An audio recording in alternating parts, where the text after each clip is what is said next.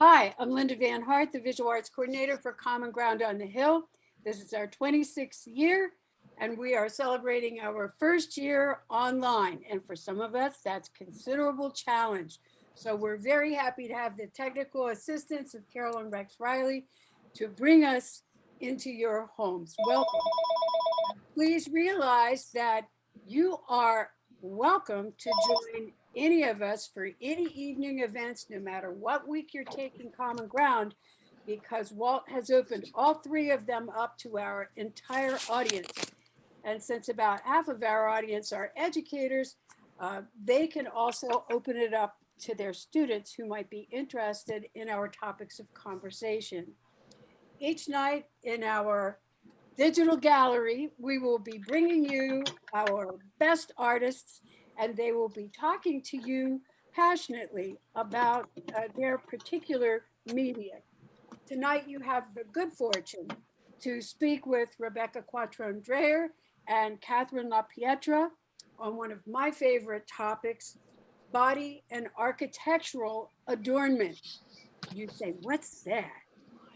Isn't that just a sculpture outside someone's home? Isn't that just a necklace? Au contraire. Architectural adornment is a very historic art form. In Rebecca's case, it deals with mosaics. And she'll talk with you somewhat about the history of it. Any of you who've had the good fortune to be in the Mediterranean for any length of time, in Pompeii, Herculaneum, some of those lovely sites in Greece and Turkey, you'll notice that because of the climate there, paintings just didn't last. And they began this beautiful art of mosaics. Body adornment, of course, is one of the first human needs of self-expression. We weren't born with pockets. Where are you going to put something? How are you going to, you've got to hang it on your body. You poke a hole in your ear, you hang it on your ear. You have to wrap yourself in a fur because it's cold. You know, we adorn our bodies naturally, some of us a little more than others, but there are so many forms of architectural and body adornment. And you may say, how do these two very seemingly disparate art forms have commonality? Well, tonight we're going to find some common ground between what these two very fantastic artists do in their personal and professional lives as artists, and how that relates to you, and how that may pique the interest of your family and your students if they're watching with you. So we're going to begin tonight with Rebecca. Take us away, Rebecca. Okay. Well, I first want to thank Linda because I know this whole challenging time that we have been faced this year with Common Ground. She didn't give up. We kept working, and through Maria Wong, now I have Carol on my side, I have Ivy, and my own IT guys have made this possible. So I want to thank all the IT people, especially for folks like me who are a bit challenged in that arena. So I have always been a fan of Bob Ross. And after this experience, I really appreciate what the man has done and did for so many years, even though it was one way.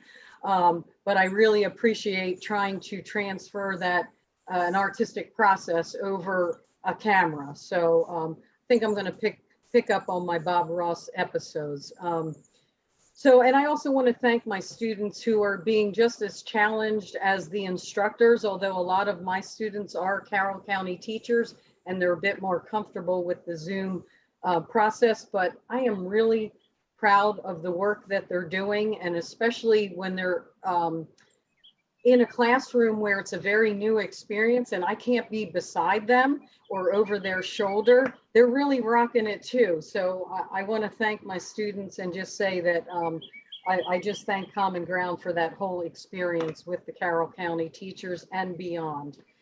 So Linda did mention that our topic tonight is the body and architectural adornment.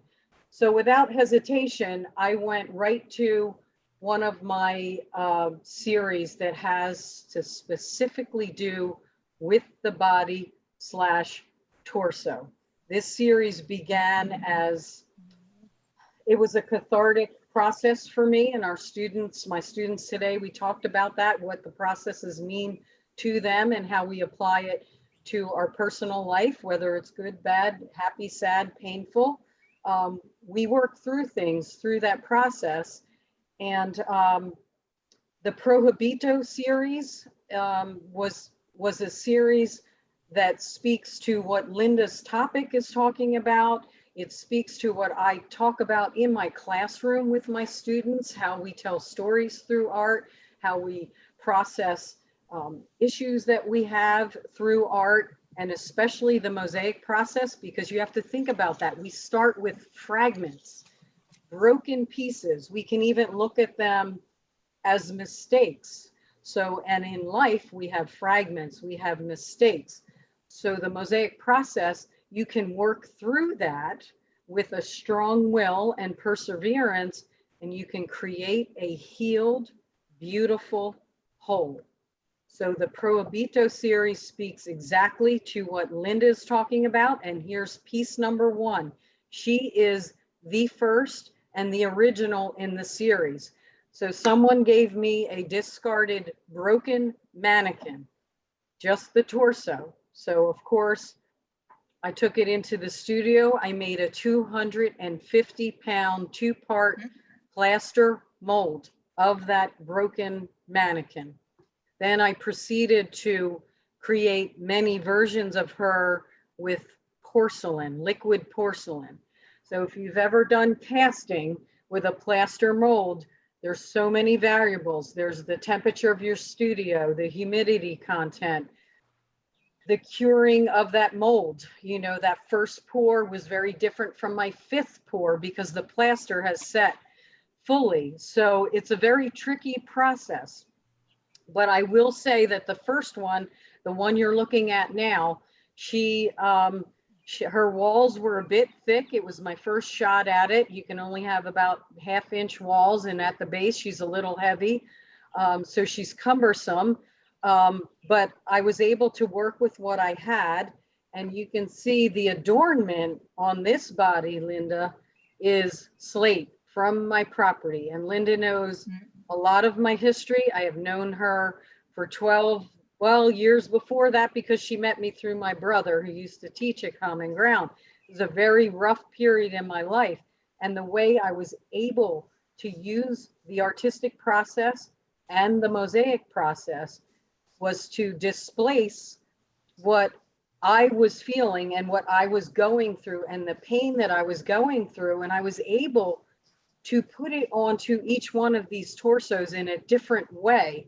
And in a sense, I was able to distance myself from that pain and the experiences I was going through.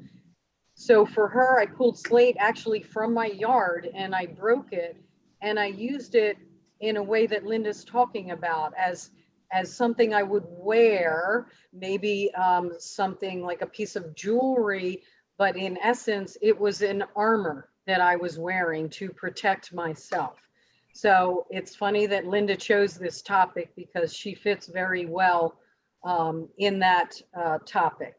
So Carol, if we can switch to Prohibito 3, the 3rd pour. So this speaks to the architectural and the body elements that Linda is focusing on tonight. That barn wood is actually from one of my small barns that had to be torn down because it was dangerous. And her body was a mistake. So when I opened the mold on my 3rd pour, and you have to remember, I probably at that time only weighed about 90 pounds and my mold is 250 pounds. So I had to have a friend always help me lift the lid. Well, we lifted it, the front of her torso, which you're looking at, pulled apart from the back. The back stayed in the mold and the front popped out. So my friend said, "Oh gosh, she's ruined." I said, "No, she's not. You know, we're going to take what we have and we're going to work with it." And I put her on a solid, somewhat solid, but very weathered and challenged foundation of that barn wood. So that's how tray came about. And then I finished her with a metallic bronze paint, and I mixed with acrylic paint a patina that would echo what truly would happen to bronze or copper when left out in the elements. To simulate, sometimes we are damaged, we are in pain, we are going through rough times. You'll notice all the wounds in the pieces, they get smaller and smaller as the series goes along. But I was strong.